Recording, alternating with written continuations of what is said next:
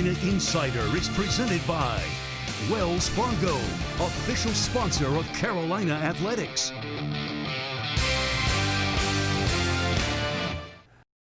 We're back. Time for another edition of Carolina Insider Live. Jones, Adam here with you. Thanks so much for being with us. The show brought to you by Wells Fargo. When our communities need us, Wells Fargo is here to help. Adam, we have a lot to talk about today. A terrific guest, as well as former Tar Heel and recently retired from the NBA, Marvin Williams, is going to join us. Can't wait for that. But let's talk football first. And a couple different things, Adam. Let's start with the fact that it's a long period of time between the Tar Heels' first game, when they did play and defeated Syracuse back on September 12th, 31-6. And now the next matchup, which is going to be in early October against BC. And Mac Brown said earlier this week they're just kind of handling it as if they're starting the season again. We said when the season started, every team, including Carolina, would have to be very flexible. And that's what's happened after just one game. As the Tar Heels, as Jones said, I think that's the right strategy to treat it as a season opener. Mac Brown's been very good in both season openers and in bowl games, with an extended period of preparation where you have to do some creative things with your practice time and with your personnel. And that's what the Tar Heels will have to do against what appears to be a pretty good Boston College team in an important ACC contest. BC defeated Duke in Durham 26-6 in its first game.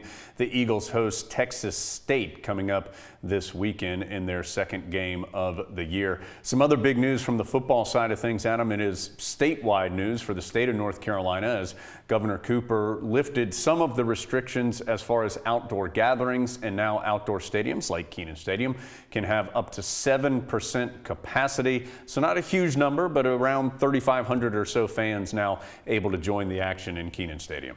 Thank goodness we never put that dome on top of Kenan Stadium. All 3,500 fans who go in are going to appreciate that. And you've got to take care of the players' parents first, and you would think you'd like to include some students, but all those details are a work in progress, and Carolina's got a couple weeks to figure it out. And hopefully that plan stays in place, because as with everything else we've seen, things can change at a moment's notice, but as of right now, that's a step in the right direction. Football not the only sport that is ongoing at Carolina. In fact, Adam, most of the fall sports now up and running and have been successful so far. That includes Carolina field hockey, of course, back-to-back undefeated national champions in the field hockey squad, starting its season with a win. Now 47 consecutive victories for Karen Shelton's team, and a couple of individuals were honored this week, and a pretty neat statement as well by Tar Heel superstar Erin Matson. I thought this was neat. It's from Erin Matson's Instagram story, which we all follow religiously because she's been on the pod. And a little harken back to Michael Jordan here with the "we're back." And then the 46-0, which at the time was the number of consecutive wins for Carolina field hockey. It's now 47-0, as Jones said. On the basis of that win, Carolina sweeps the Player of the Week awards in ACC field hockey. Meredith Shoulder on the offensive side, Bryn Boylan on the defensive side.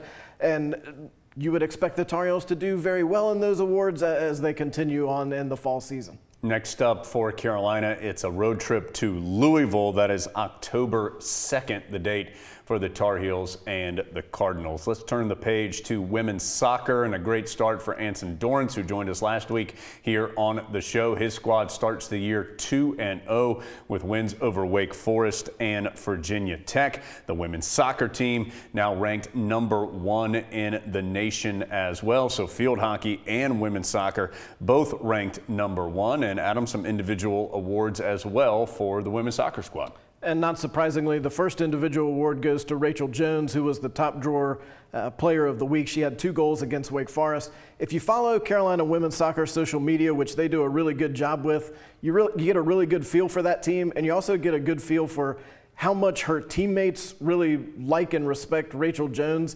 and how good they think she is, that's usually a good way to tell. When even the teammates are a little bit in awe of her, that tells you she's really good. That's Rachel Jones. Next up for the women's soccer program, Sunday in Durham against Duke. Let's go from women's soccer to men's soccer. The guys have not played an official match yet, but were victorious in an exhibition game. Tar Heels defeating NC State 1-0 in the exhibition this past week. Their schedule begins at Duke as well over in Durham on October the 2nd. And Adam, not just men's soccer about to get started, but volleyball will be doing so as well. Volleyball on the court tonight. You can watch them on the ACC network at 8 o'clock against Virginia Tech. That'll be the first match of the season for what I think Joe Segula expects will be a pretty solid squad, and it'll be nice to have the relatively full complement of Carolina fall sports teams back in action. So things starting to get going again. Let's hope that we can keep this consistent as we move through the fall. All right, let's change gears and get to our interview. Had a chance a little earlier to catch up with Marvin Williams. And Adam, not just a terrific player, terrific person, and has had not just the great Carolina career here for one season, the 05 National Championship, in which he played a huge role, but a long NBA career, which he is just now retired from. 15 years in the NBA for Marvin Williams, great career, made a bunch of money, but also a great teammate.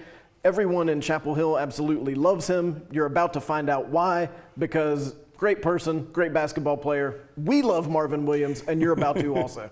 We still have the social drive coming up after this, but let's get to our conversation with former Tar Heel, former Charlotte Hornet, former Milwaukee Buck, former Atlanta Hawk, now newly retired Marvin Williams. What I am about to say does not seem possible. We're about to talk to the newly retired Marvin Williams. Didn't Marvin Williams just get to Carolina the other day? I just saw him dunk on Florida State in Tallahassee like 2 weeks ago. So I know there's no way he's played 15 years in the NBA and he's now retired. But Marvin, thanks so much for giving us some time. How's retired life? It's been good so far. I don't think it's set in yet, honestly. Usually when the season is first over, that first week or two, guys are just trying to really decompress, trying to slow everything down, I guess, spend as much time with your family and stuff. So I kind of still feel like I'm in kind of that area right now. But I think once basketball starts up again, it'll start to hit me that I'm not actually going back. Marvin, why was now the right time for you to say goodbye to the game professionally, at least? Honestly, I think it's more so about off the court for me than on the court. I feel like my personal life is just so different now. I have 2 young daughters now, a family. One of them, which is 5 years old, she has a hard time when it's time for me to go on the road. She doesn't quite understand if I'm going to be gone for 2 nights or 2 weeks, and that kind of hurt me to have to continue to leave her like that each and every day. So I just felt like at this point in my life, actual living is more important than playing basketball. So I just felt like it was time. That's the perspective I would expect from Marvin Williams. Absolutely. This was an eventful year to make your 15th and final year. What were the last maybe 2 or 3 months of this season like for you? Oh, man. Honestly, to take you guys back to February probably when I ended up leaving Charlotte to go to Milwaukee, it's been an interesting ride. You get to Milwaukee, you move your entire family up there, and then, a week and a half later, the All-Star break happens. So you go on vacation. I come back from vacation. A week later, COVID happens. So we're in Milwaukee for maybe like an extra month, trying to figure out if the season is going to resume or not. I'm training in this basement of a house that we just rented, finally get out of a hotel. And then after the season kind of looked like it was going to slip away a little bit, it was really cold in Milwaukee, and I really missed Charlotte. So we actually packed up our family, and we drove 13 hours. We drove home. So I got back home, stayed there for maybe like 5 or 6 weeks, and I left after Memorial Day. Went back to Milwaukee to start training and got ready for the bubble, and then I was in the bubble for the last couple of months. So, man, it's been really interesting for myself, obviously for my family, my friends, something that I've never experienced before, but I'm thankful to say that it's a new experience for me. What is bubble life like? Do you want the truth, or do you want what you guys are seeing on social media? No, we do. We definitely want the truth. No. The NBA did a fantastic job, man. They did a great job. Them and the Players Association really putting something together to, get the season finished. When it looked like everything was honestly over, and I know a lot of guys thought it was done. They pulled the bubble out of their hat, which was unbelievable. It was very boring. I'll be honest and say it was boring. It was difficult to be away from your family. It was difficult to not really have an escape from basketball. It sounds cool to kind of eat, sleep, and breathe basketball because it's kind of what we do. But I think as a professional athlete, you need something to escape that for your mental. But when you weren't practicing or weren't playing games, someone else was. So you were either seeing other teams walking around the hotel or you're just watching games all day long. And that's all you did for 2 months. So it was difficult at times. It was very challenging at times. But again, hats off to the NBA and the Players Association for pulling that off. As the Bucks were discussing postponing a playoff game, you were sitting right there in the locker room as that discussion was evolving and unfolding. What was it like inside that room as your team took an historic step? Obviously with everything going on the outside, and I say the outside meaning like the bubble, I felt like we were so isolated and sometimes so removed from reality. It was difficult for us. We didn't really know, how families were doing with COVID, how your family was doing just with you not being there. Then obviously seeing the social injustices that are going on in America right now, it became very difficult for a lot of guys to actually want to get up and play basketball. Guys' hearts were heavy. So that day we had a teammate that just decided that he just didn't feel like he could go out and play basketball that day. And we had another teammate that decided to stand with him. And literally 30 minutes before tip-off, guys were in their jerseys, were getting ready to go over the scout. Our coach came in and announced that a couple of guys decided that it would be best that if they did not play. And, as a teammate, as a brother, you're always going to stand with your teammate, good, bad, right or wrong, whatever the case may be. And we all decided to stand with them. And that's what we did. It wasn't the most professional way, probably. And I think all of us would tell you the same thing in the Bucks locker room, but it was something that was just on everyone's heart. We were very thankful for Orlando for being understanding. And then not only Orlando, but the rest of the NBA that decided to stand with us. These are some very serious things going on out there in the world. And, you don't want sports to take away from that. And I think when we stopped and played basketball for that couple of days, I think people really realized that at the end of the day, we are men, a lot of us African-American men, and we really feel like this stuff needs to stop. Marvin, what was later that day like when all the teams got together, when these discussions were occurring within the bubble? What were those discussions and those meetings like? Yeah, so we met our team. We met with, a bunch of people while we were in the locker room. We were in there for maybe 3 or 4 hours. Then got back to the bubble, or got back to the hotel, I guess. And there was like an emergency meeting with all the coaching staff and the players of all the teams. And that one lasted probably another 3 hours, 3.5 hours maybe. But it was just guys talking about, what we should do going forward. There were guys that wanted to continue to play. There were guys that did not want to play anymore. There were guys that really wanted to make sure that we're continuing to push the message of the social injustices that are going on. There were guys that felt like basketball was taken away from those things. So there were so many different discussions from so many different people, from coaches, older coaches, younger coaches, older players in the NBA, younger players in the NBA. Your superstars to your 15th men on some teams. So it was a healthy conversation. It was a lengthy conversation, but at the end of the day, I think guys decided that playing was the best way to still get our message across. So that's what we decided that we should do. Marvin, here in Chapel Hill, Carolina's going to have a very young team this season, and there's quite a few freshmen who are in their first couple of months on campus. If Marvin Williams could give some advice to the 2020-21 Carolina basketball freshmen, what would you tell them? Follow the upperclassmen. And I know that puts a lot of pressure on the upperclassmen, but that is their job. I tell people to this day, my freshman year, I don't have the experience that I had without a Jawad Williams or a Sean May or a Jackie Manuel or a Raymond Felton, a David Noel. Like those guys, Melvin Scott, those guys for myself and Quentin Thomas, I could not be more thankful for them. Obviously when you hear stories about sometimes freshmen going to college for the first time, the upperclassmen aren't as friendly, so I really didn't know what to expect. I knew Sean because Sean was there on my visit. So obviously I kind of gravitated towards him naturally, but my experience would not have been what it was without Sean and Ray and Jawad and Jackie. Those guys are still like my older brothers now, even though we've left 15, 16 years later, we still have that same dynamic, that same relationship. So I would tell the freshmen, follow the upperclassmen. And I would tell the upperclassmen, you have to lead. You got to lead by example. You got to do things the right way. Marvin, what's the next step now for you? And I know it's early to ask that question, just a couple of days, honestly, after your season ended. But do you have an idea of what you want to do next? I do, somewhat. You know, I do know that I want to stay around the game, the NBA game, at some capacity. I know I don't want to coach. I don't want to be in the front office or anything like that.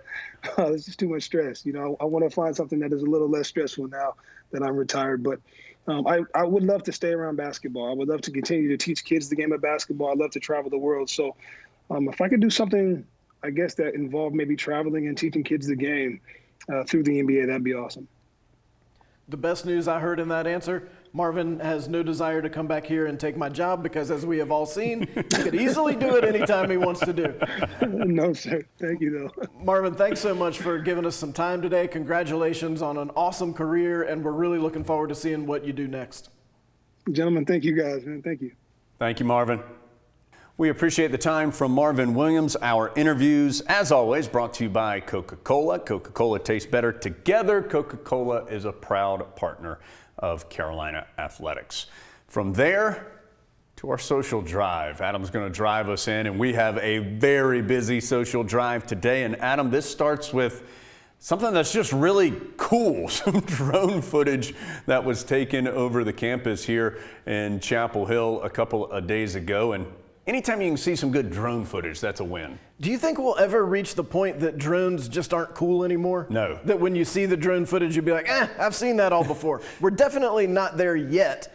And especially anytime you can drone into a sports venue, that just feels cooler because you never get to see it from that perspective, and this no exception. John Parker Bach kind of buzzing the bell tower there. He worked with Bradley Moore here in Chapel Hill, part of Go Heels Productions, to make all of that happen. There's a ton more footage than just that, so keep your eyes out. You should see some cool drone footage in different pieces over the next several weeks. Well, Adam, we mentioned that there were some fans that were going to be allowed into Kenan Stadium the next time the Tar Heels play. Of course, the first time the Heels played, the stands were empty. So in response to that, the Rams Club, our good friends there, asked for Tar Heel fans to send in some pictures of their favorite Kenan memories, and boy, they received a bunch of them. They've been sending those out through social media, and we grabbed a couple of those.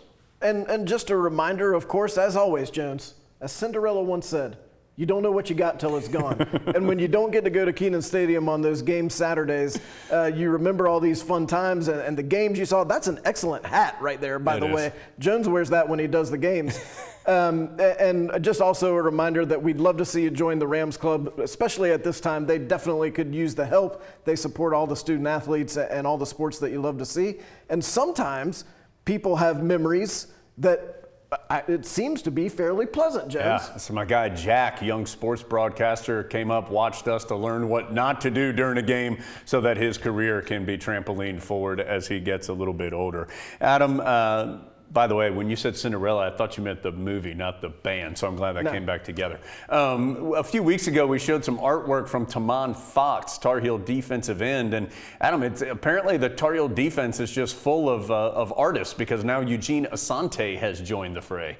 A lot of debate in the Carolina Insider research room about the medium for this artwork, but whatever it is, it's awesome. Yeah. And when we have Eugene Asante on, we want to learn more about how he was able to do this. Again, this is something I couldn't do if I had 100 years to do it. Eugene Asante, backup linebacker for the Tar Heels, young player who Carolina really likes and feels like is going to be a big contributor both this season and moving forward. All right, let's change gears to basketball. Adam, one of our favorites here on the show is senior Garrison Brooks, and Garrison was highlighted on social media earlier this week with some of his outside shooting ability. Let's take a look here. So Garrison is set up on the left wing, and this is a pretty good percentage for the big fella. Stretching out that range for Garrison Brooks. You know, the big guys always love it when there's any actual proof of them making outside jumpers. And here it is as he goes 9 of 10 from three-point range. Don't know that he's going to spend a ton of time out there,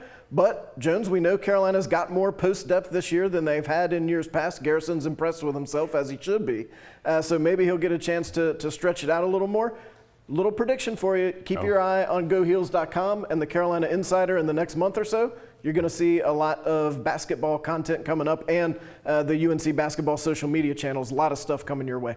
Adam, keeping on basketball, Danny Green, of course, former Tar Heel, a multiple-time world champion, a national champion here at Carolina. He and the Lakers still alive in the Western Conference Finals. And Danny recently had a meeting with Kenny Smith, of course, another former great Tar Heel, and neat little interaction. By the way, that's a virtual interview they're doing. It looks like they're in the same room, but they actually made it work that it's a virtual interview, but a neat interaction here at the beginning of the interview between these two former Tar Heels. Whoa, what's up, my man? What's up, man? How you doing? Good, what's up, Tar Heel? UNC brethren, firstly, congratulations. Snuck in that what up Tar Heel there at the beginning, Adam, and those two guys, both great representatives of Carolina basketball. Lakers up 2-1 in the Western Conference Finals. They'll play again tonight. Jones is actually there. That's real Jones. That's not hologram Jones. We're not there yet. Did you see how nervous Jones was right then? I didn't know what was happening. We're not there yet on the technology. By the way, Danny Green now in the top 15 all-time for three-pointers made in the postseason. He has continued a long and successful pro career. Speaking of a long and successful pro career, one of our favorite former Tar Heels is Eric Montross. We, of course, always sign off with our podcast, both video and audio-wise, with the See You Later Big Grits in homage to Eric. And hard to believe, Adam, Wednesday of this week, so just yesterday, the big fella turned 49 years old. Happy birthday, big man. I was told Jones was going to lead us in a round of song.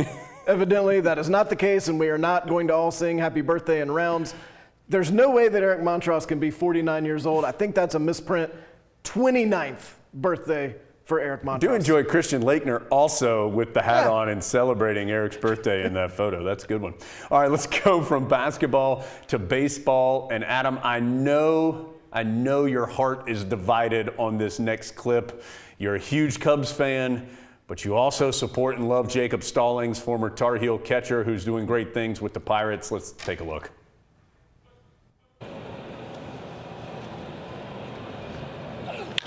Uh-oh. Fly ball to left Stay field. fair. Near the foul pole. Tommy! And Tommy raised the Jolly Roger. Jacob Stallings clears the deck with a game-winning cannonball. His first career walk-off home run, and the Bucks defeat the Cubbies. So 3-2 the final, and Jacob Stallings, Adam, a guy who didn't immediately go to the pros, but has grinded his way there and is having a terrific season and career in the bigs. And just an all-around great guy. Absolutely. So great to see him having success. There's some chatter. Jacob Stallings might have a chance to win the Gold Glove at the catcher position this year in the shortened season. That would be great to see. He's also having a big offensive year for the Pirates, who have struggled some, but Jacob Stallings having a breakout year. Staying on baseball, Adam, pod listener Thomas Harder sent in this great picture. He was at the Marty Brennaman Golf Classic. Marty, of course, a Tar Heel, the longtime legendary play-by-play voice for the Cincinnati Reds, just retired after last season. And he was actually on the audio podcast this summer talking about Marty Brennaman and got a great arms crossed serious face there between Thomas, who's on the left in the Carolina shirt. That's Thomas's dad on the other side, and Marty there in the middle in the red. Yeah, see? Arms crossed serious face. Marty Brennaman was good at that. He pulled it off pretty well. He looked like he had been practicing. He was on the audio pod on May 1st of 2019, if you want to go back and listen to that one. May 1st of 2020. Yeah, May 1st of 2020 is a little sketchy. May 1st of 2020, so if you want to go back and listen to that one, we didn't prep him that he would be tested with an arms crossed serious face picture, but he did a great job. Last thing, Adam, before we go. It was big news last week in Chapel Hill as the AFCA National Championship Trophy was in town. It made its way. Look, it was in Keenan. It went to the old well. They were hoping to be here for the game against Charlotte. Of course, we know what happened there. But the trophy made its way here to Pod World headquarters Video Edition studios. I had the chance to catch up with Jordan Dunlap, who travels with the trophy and the trophy itself, and had a quick conversation with Jordan. Let's check it out. You may notice, well, first of all, you may notice that that's Jordan Dunlap over there on the other side of this thing. My name's Jones Angell. We have this enormous, beautiful trophy in between us. I'm going to let Jordan explain a little bit about it. Jordan, first of all, thanks for being here. Secondly, what is this thing? So this is the AFCA Coaches Trophy presented by Amway, and it's awarded to the #1 team in the Amway Coaches Poll, or national champion, at the conclusion of each football season. Do you just want to go and give this to the Tar Heels, Jordan? Is that why it is here today? No. Jordan travels with the trophy. How does the schedule get set? Where do you guys decide that this Butte's going to go every week? Right. So we typically try to pick the biggest matchups each week. This week we were here to give a nod to Coach Mac Brown. You know, he's won one of these before over at Texas, and so he's been a great supporter of the AFCA for years. How much does this thing weigh, Jordan? How much? I can't imagine this is easy to move around. No, not at all. So when it's completely set up, it weighs actually a total of 45 pounds. So a lot to haul from place to place each week. The Waterford Crystal football on top, though, weighs about 8 pounds in total and costs around $30,000. I kind of want to just grab it, but I'm guessing you don't want me to just grab the football. No, we don't encourage people to do that. No. Understood. So I imagine, do you have like a fun story or two? I have to imagine sometimes this gets a little tricky to be moving around the country with this bad boy. Absolutely. So one thing that just comes to mind was when we were in Baton Rouge in January, when we were there for the national championship celebration. We were going around doing local media news hits to some local news stations. And the team had decided to go to the White House a couple days before the championship celebration. And some people noticed, hey, wait a second, there's one at the White House right now, and there's one with y'all here. So, oops, surprise, there were two. And obviously one was the LSU's trophy that they were going to keep after that, because a new one is actually made each season. Oh, cool. And the school gets to keep permanent possession of that. But this is the only one that matters because it is here with us today. Jordan, thanks so much for being here. Thanks for bringing this to us. And I know the Tar Heels hope that we see you and this trophy in the very near future. Of course. Yes, we've loved being here. Thanks for having us. Adam, this was a packed show. I see exactly where I fall on things now.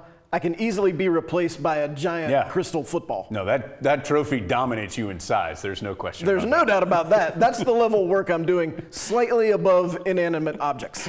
All right, we're back next week. Thanks so much for being with us this week on another edition of the Carolina Insider. See you later, Big Grit.